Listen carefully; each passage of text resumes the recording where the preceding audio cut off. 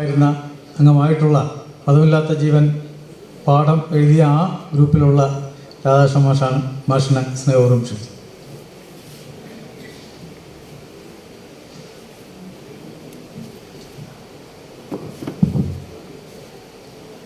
പ്രിയപ്പെട്ട കുട്ടികളെ, വേദിയിലെയും സദസ്സിലെയും ബഹുമാന്യരെ, ഇവിടെ പവനപർവം ഈ വേദിയിൽ എത്തിച്ചേരാനായതിൽ ഞാൻ വളരെയധികം സന്തോഷിക്കുന്നു. പാഠപുസ്തകം തയ്യാറായത് 2008 18 വർഷത്തിന് ശേഷമാണ് ഇത്തരം ഒരു വേദിയിൽ ഈ പാഠപുസ്തകത്തിൻ്റെ അല്ലെങ്കിൽ മതമില്ലാത്ത ജീവൻ എന്ന ഭാഗത്തിൻ്റെ ഉത്തരവാദിത്തം ഏറ്റെടുത്തുകൊണ്ട് മുന്നിൽ നിൽക്കുന്നത്. ഇത്തരം സന്ദർഭം ഉണ്ടായി വന്നത് കൂടി പറഞ്ഞാലാണ് അത് വ്യക്തമാവുക. കുറച്ച് ദിവസം മുൻപ് ഫേസ്ബുക്കിൽ ഒരു കുറിപ്പിൽ നിന്നാണ് തമിഴ് നടനും സംവിധായകനുമായ പാർത്ഥിപൻ, അദ്ദേഹം തനിക്ക് ജാതി മതമൊന്നും ഇല്ല എന്ന് പറഞ്ഞ് സർട്ടിഫിക്കറ്റ് വേണമെന്ന് ആവശ്യപ്പെട്ട് തഹസിൽദാർക്ക് കത്ത് കൊടുത്തു. അപ്പോൾ തഹസിൽദാർ ജാതി മതമൊക്കെ ഉണ്ടെന്ന് പറഞ്ഞ കത്ത് സർട്ടിഫിക്കറ്റ് തരാൻ പറ്റും, ഇല്ല എന്ന് തരാൻ പറ്റില്ല പറഞ്ഞു. അദ്ദേഹം ഹൈക്കോടതിയിൽ പോയി. അങ്ങനെ മദ്രാസ് ഹൈക്കോടതി അദ്ദേഹത്തിന് കത്ത് കൊടുക്കാൻ നിർദ്ദേശിച്ചു. ഇത് വായിച്ചപ്പോൾ ഞാൻ 1-2 അഡ്വക്കേറ്റുമാരെ, സുഹൃത്തുക്കളായ വക്കീലന്മാരെ അന്വേഷിച്ചു. എനിക്ക് ഇതുപോലെ ഒരു സർട്ടിഫിക്കറ്റ് കിട്ടിയാൽ തരക്കെടില്ല എന്നുണ്ട്, അപ്പോൾ അതിന് ഈ വിധിപ്പകർപ്പ് കിട്ടണം, അപ്പോൾ എങ്ങനെ ഇടപെടാൻ. അപ്പോൾ അങ്ങനെ ഇടുക്കിയിലെ രാജേഷ് വക്കീൽ, അദ്ദേഹം ഞാനും കൂടി ഒരു 10-36 ദിവസം ഇന്ത്യ മുഴുവൻ വാഹനത്തിൽ ബസ്സിൽ സഞ്ചരിച്ചത്. അപ്പം അങ്ങനെയുള്ള ഒരു പരിചയത്തിൽ അദ്ദേഹമാണ് നമ്മുടെ അനിൽ സാറിനെ പരിചയപ്പെടുത്തുന്നത്. അങ്ങനെ അനിൽ സാറ് മുഖേനയാണ് ഈ ഒരു വേദിയിൽ എനിക്കിവിടെ എത്തിച്ചേരാൻ കഴിഞ്ഞത്. അദ്ദേഹം അല്ലെങ്കിൽ വക്കീലന്മാർ ഈ വിധിപ്പകർപ്പൊന്നും തന്നില്ല. പക്ഷെ ഞാൻ ജെമിനിയോട് ചോദിച്ചു, ജെമിനി അടുത്ത സെക്കൻഡിൽ വിധിപ്പകർപ്പൊക്കെ എടുത്തു തന്നു. അപ്പോൾ എൻ്റെ ഒരു സുഹൃത്ത് തഹസിൽദാർ റിട്ടയർ ചെയ്ത സമയത്താണ് ഈ പത്രവാർത്ത. അപ്പോൾ ഞാൻ അദ്ദേഹത്തോട് പറഞ്ഞു, ഇങ്ങനൊരു കാര്യമുണ്ട്. മൂപ്പര് പറഞ്ഞു ഇതേപോലെ തന്നെ ഇന്ത്യയിലെ എല്ലാ തഹസിൽദാർമാരും ഒരു ഉത്തരം പറയാൻ തോന്നണം. അദ്ദേഹം പറഞ്ഞു ഉണ്ടെന്ന് പറഞ്ഞു തരാം, ഇല്ല എന്ന് പറഞ്ഞെങ്കിൽ നിങ്ങൾക്ക് എന്താ ആവശ്യം ചോദിച്ചു, കാരണം വേണം പറഞ്ഞു. അങ്ങനെ ആ ഇഷ്യൂവിൻ്റെ ഭാഗമായിട്ട് ഞാൻ ഇദ്ദേഹവുമായി സംസാരിച്ചപ്പോഴാണ് ഇവിടെ വരാൻ പറ്റും.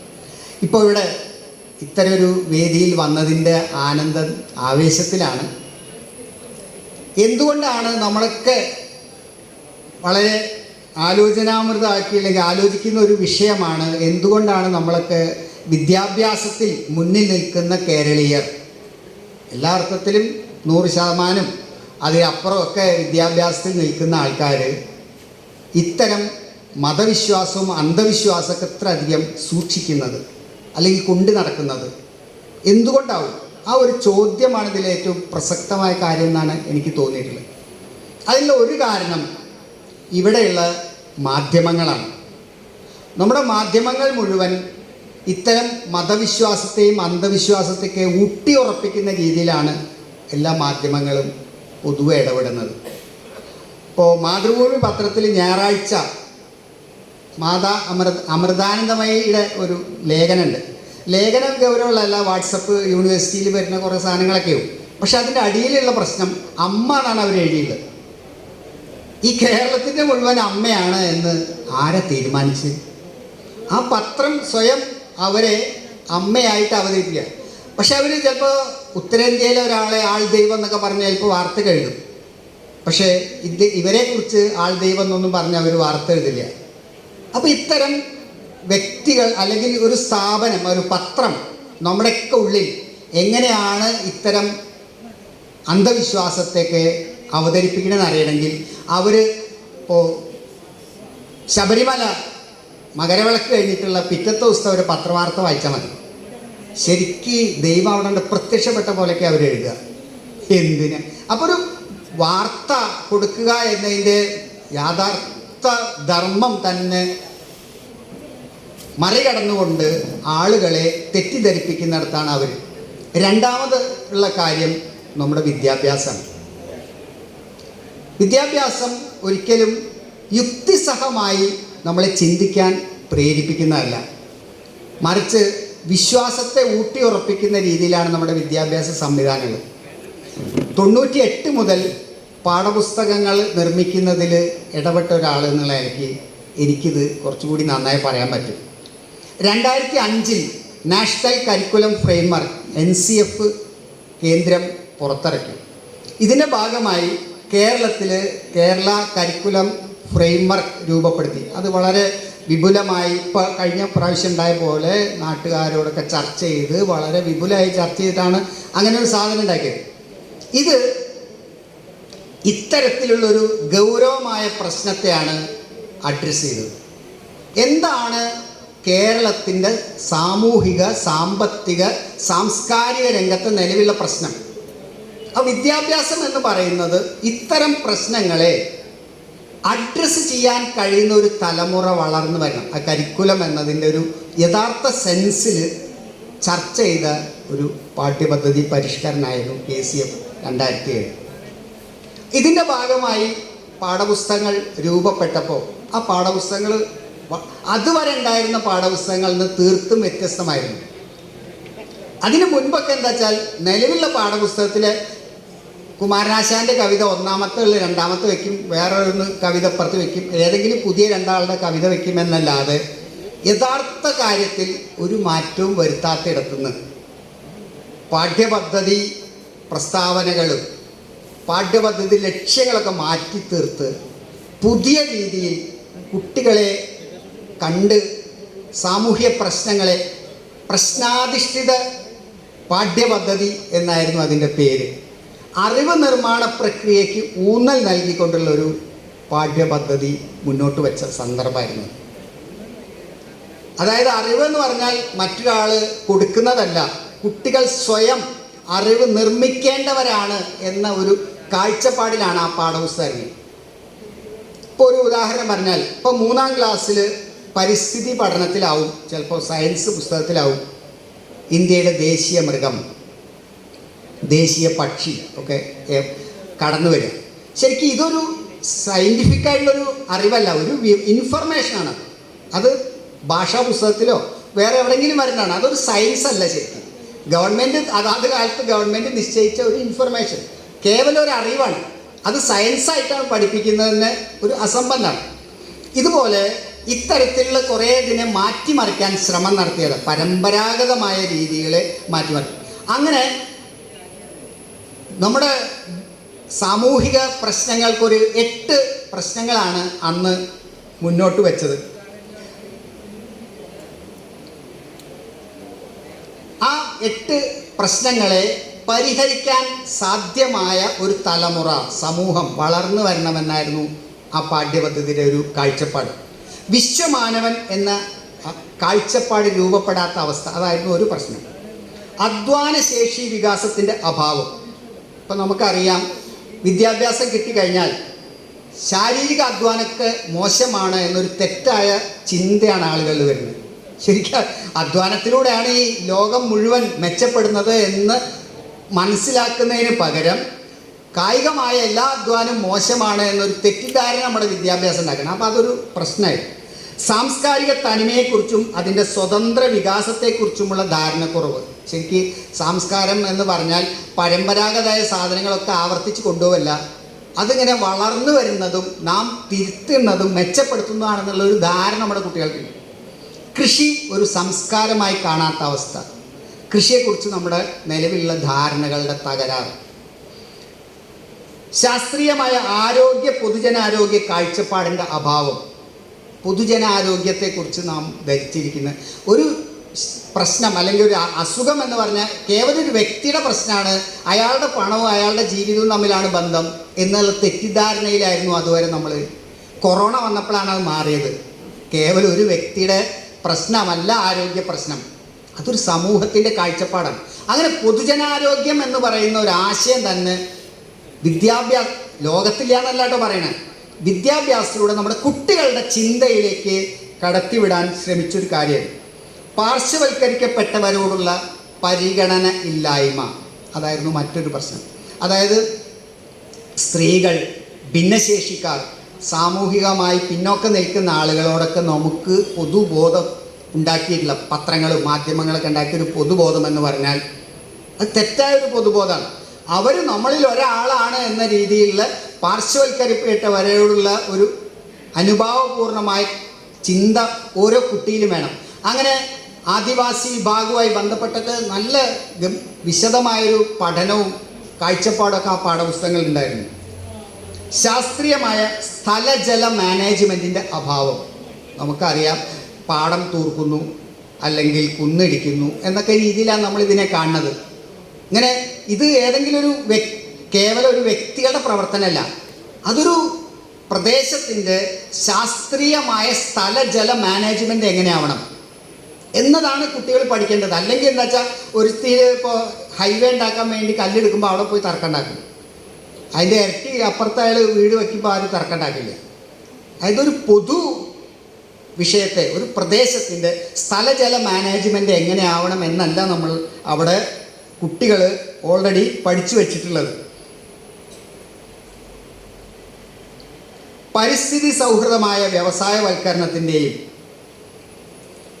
നഗരവൽക്കരണത്തിൻ്റെയും അഭാവം. ഇങ്ങനെ 8 മേഖലകളാണ് ആ വിദ്യാഭ്യാസത്തിൻ്റെ പ്രധാന കാതലായിട്ട് അന്ന് കണ്ടെത്തിയത്. ഈ പ്രധാന മേഖലകളെ അടിസ്ഥാനമാക്കിയിട്ടാണ് പാഠപുസ്തകങ്ങൾ ഉണ്ടാക്കിയത്. ഭാഷയും സയൻസും കണക്കുമൊക്കെ. ഇപ്പം നമ്മൾ ഉദാഹരണത്തിന് ഇപ്പോൾ മാലിന്യ സംസ്കരണമൊക്കെ കുറേ കൂടി മികച്ച രീതിയിൽ നമുക്ക് കേരളത്തിൽ നടപ്പാക്കാനായിട്ടുണ്ട്. അതൊക്കെ ആ കാലത്ത് 2008 മുന്നോട്ട് വെച്ച മികച്ച ഒരു ആശയമായിരുന്നു. ഇതിൻ്റെ ഭാഗമായിട്ടാണ് ഈ പാഠപുസ്തകത്തിൽ മതമില്ലാത്ത ജീവൻ എന്ന ഒരു ഭാഗം, ഒരു ചെറിയ പാർട്ടാണത്. അതായത് വിവിധ മതങ്ങളെയും സംസ്കാരത്തൊക്കെ പരിചയപ്പെടുത്തുമ്പോൾ അരികുവൽക്കരിക്കപ്പെട്ട ആളുകളെക്കുറിച്ച്, ദളിതൻ കിണറിൽ നിന്ന് വെള്ളമെടുത്തപ്പോൾ അയാളെ ചുട്ടുകൊന്ന ഉത്തരേന്ത്യയിലെ കഥകളൊക്കെ എഴുതുന്നതിൻ്റെ കൂട്ടത്തിൽ ഒരു കുട്ടി സ്കൂളിലേക്ക് ചേരാൻ വരുന്ന ഒരു സന്ദർഭമാണ് മതമില്ലാത്ത ജീവൻ എന്ന പാഠഭാഗം. നിങ്ങളൊക്കെ വായിച്ചില്ല, അപ്പോൾ ഞാൻ വിശദീകരിക്കില്ല.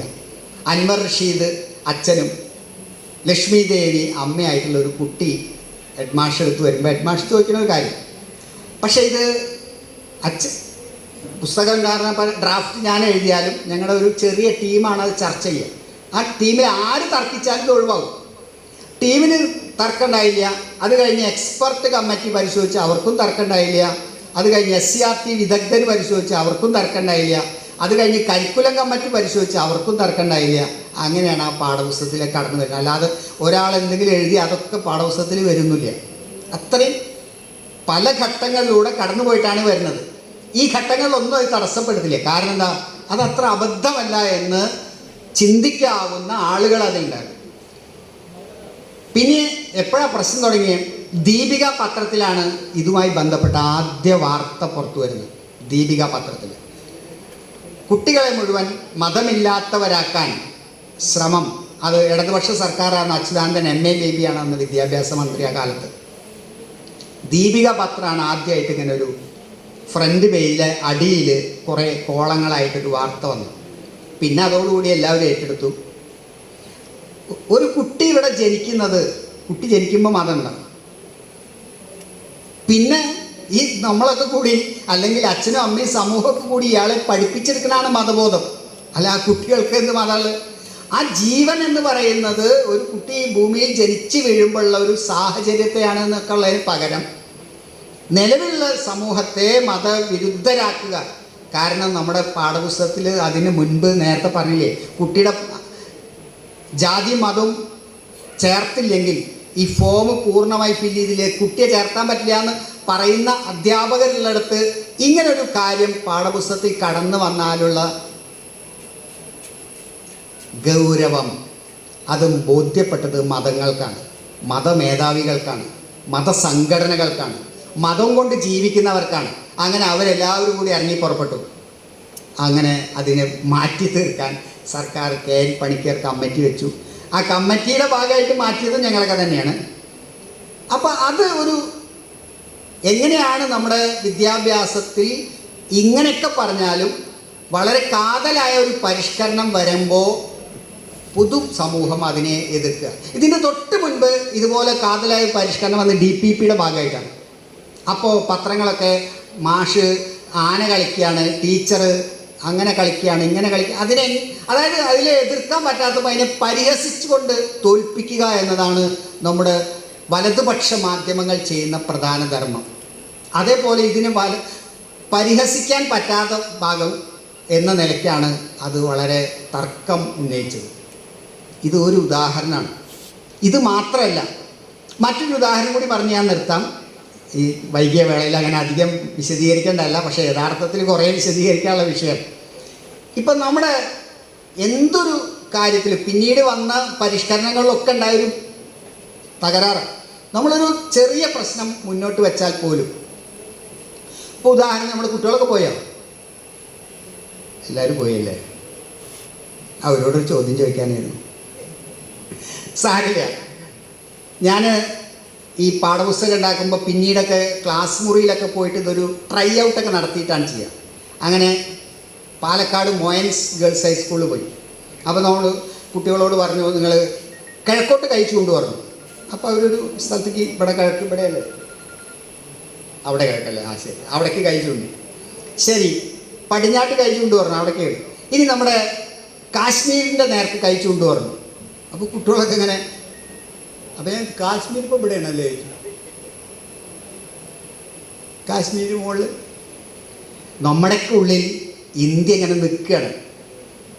കുട്ടികളുടെ അല്ല, മുതിർന്ന ആളുടെ ഉള്ളിൽ ഇന്ത്യ ഇങ്ങനെ എഴുന്നേറ്റിക്കുക. അതുകൊണ്ടാണ് ഈ ഭാരതാംബയും അങ്ങനെ കുറേ അമ്മയും അച്ഛനൊക്കെ ഇതിൻ്റെ ഇടയിൽ ഉണ്ടാവുന്നത്. ഇതൊരു പ്രദേശത്ത് മണ്ണാണ് ഈ സംഗതി. ഈ രാജ്യം എങ്ങനെ എഴുന്നേറ്റിക്കുക. അപ്പം മാപ്പ് റീഡിങ് എന്ന് പറയുന്നത് നിലത്ത് വിരിച്ച് പഠിക്കേണ്ട ഒരു സാധനമാണ്. അപ്പോൾ ഇത് ഒരു ഇഷ്യൂ ആണെന്നുള്ള എനിക്ക് പാഠപുസ്തകത്തിൽ ഒരു ചെറിയ ചേഞ്ച് ഞാൻ വരുത്തി. സംഗതി എത്രയേ ഉള്ളൂ, മുകളിൽ വടക്ക് എഴുതുന്നതിന് പകരം അവിടെ കിഴക്ക് എഴുതി. അപ്പോൾ ഇതിൻ്റെ എക്സ്പെർട്ട് കോളേജ് അധ്യാപകർ, പ്രൊഫസർമാരൊക്കെയാണ് ഇതിൻ്റെ വിദഗ്ധന്മാരും. അയ്യോ അത് പറ്റില്ല മാഷേ, അത് അല്ല, ഇത് കിഴക്കിന് മുകളിൽ വലുതാക്കി എഴുതി വെച്ചു. എന്തെഴുതിയാലും മുകളിൽ വടക്ക് വേണം പറഞ്ഞു. ഇന്ത്യ ഒട്ടും തല കുത്താനെ നിർത്താൻ, വേറെ ഒരു തരത്തിൽ ഇന്ത്യ നിർത്താൻ പറ്റില്ലായിരുന്നു. ശരി, അത് വിട്ടു. അവിടെ ക്ലാസ് മുറിയുടെ മാപ്പ് ഉണ്ടാക്കി. ക്ലാസ് മുറിയുടെ മാപ്പ് ഉണ്ടാക്കാമല്ലോ, അവരിയ്ക്കുന്ന ക്ലാസ് മുറി. ഇപ്പോൾ നമ്മൾ എന്താ പറയുക, വീടിൻ്റെ സ്കെച്ചൊക്കെ വരയ്ക്കുന്ന പോലെ ആ മാപ്പ് ഉണ്ടാക്കിയിട്ട് അതിൻ്റെ മുകളിൽ കിഴക്ക് എഴുതി മുകളിലേക്ക് തിരിച്ചു വെച്ചു. പറ്റില്ലായിരുന്നു. അപ്പോൾ കുറേ തർക്കിച്ചപ്പോൾ എന്നോട് സമ്മതിച്ചു. നമ്മൾ പോയ എക്സ്പെർട്ടല്ല, അയാൾ വെട്ടി.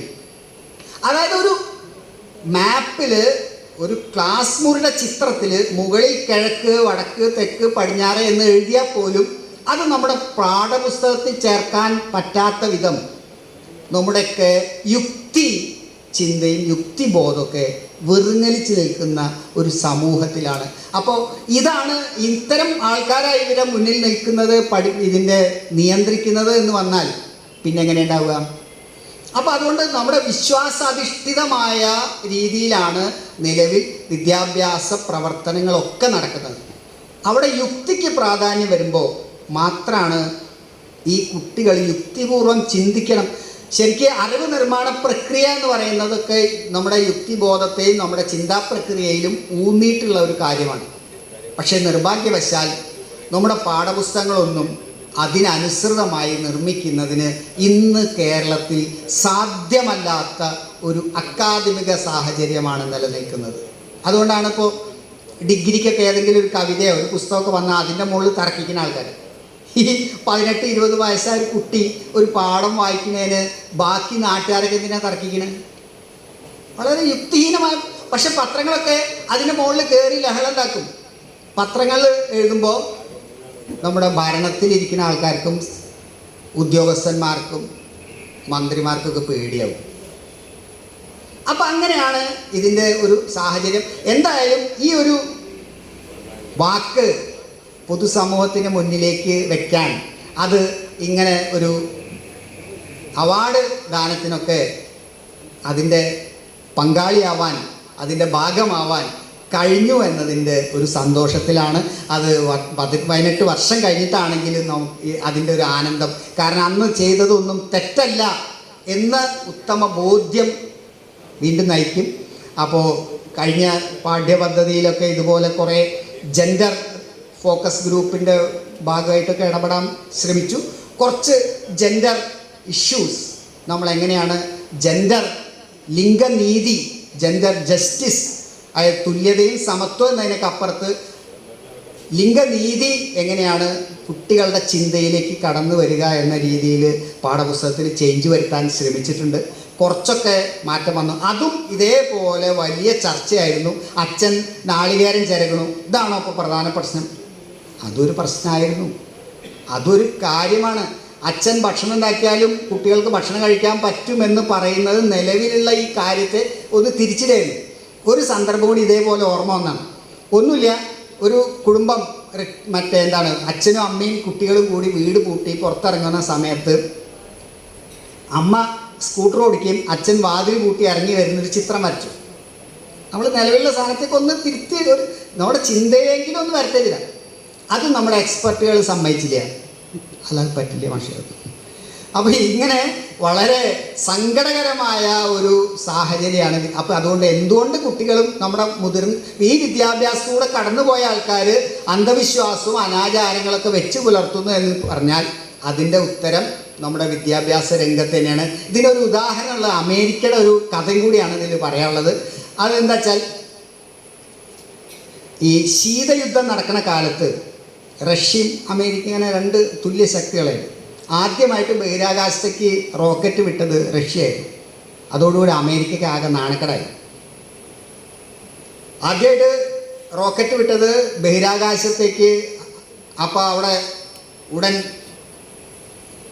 പ്രസിഡൻറ്റും വലിയ എക്സ്പെർട്ട് കമ്മിറ്റികളൊക്കെ വിളിച്ചു ചേർത്തു. അങ്ങനെ അവർ കൂടിയാലോചിച്ചു. അപ്പോൾ അവർ വെച്ച നിർദ്ദേശം നമ്മുടെ പാഠപുസ്തകങ്ങൾ മാറ്റണമെന്നാണ്.